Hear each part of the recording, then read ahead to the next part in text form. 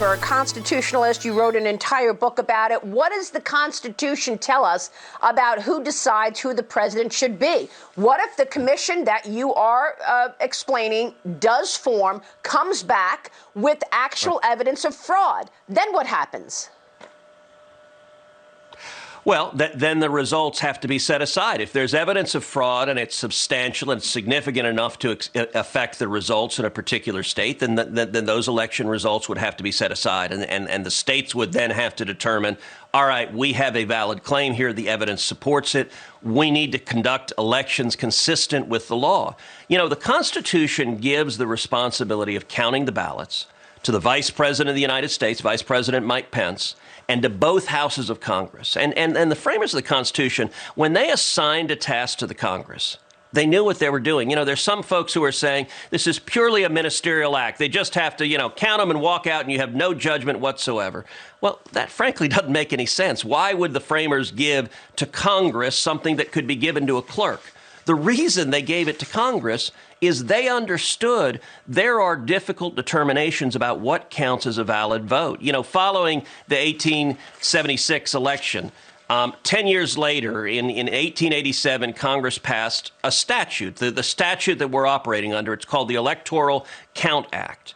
And what it provides is the mechanism for raising an objection. And it says you can raise an objection if the votes were not regularly made by lawfully certified electors. And so in this instance, if you have states that are violating the law, that are committing fraud, those votes are not being regularly made, and those are not lawfully certified electors. And so that Congress's responsibility is to address these claims. I understand. So here's the thing with these election fraud claims and all this stuff that's going on. It's kind of funny because the way that a lot of conservatives and Republicans frame this argument is as if that, hey, Democrats, they like fraudulent votes. Democrats love fraud. And that's not how this works at all. It's not how any of this works. I mean, I actually agree with Ted Cruz there.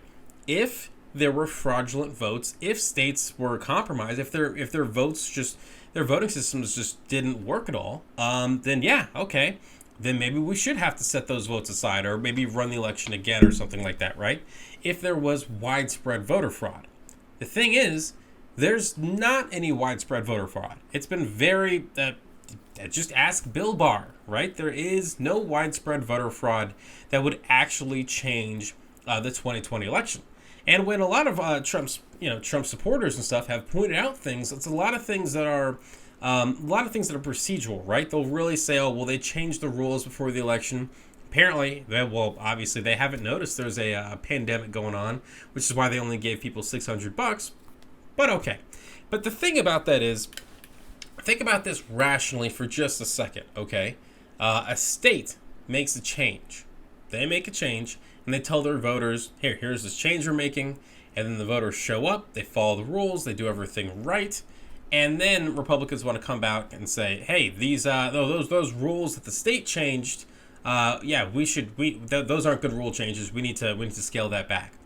Well, here's the thing, and here's what a lot of the courts have said, is that it's not about, if the state did change the rules without the legislature, but the voters followed the state's rules, that doesn't all of a sudden make them not valid anymore. Because then you're essentially taking people's votes away, and people that didn't do anything wrong, right? They followed the state's rules, they did everything right, and now you want to make sure, you want to disenfranchise them, take their votes away?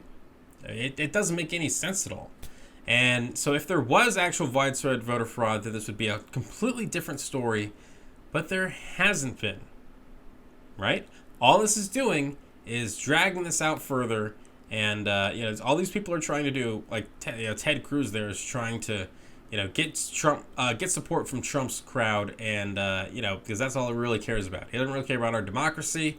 He just cares about himself and trying to run for president in 2024.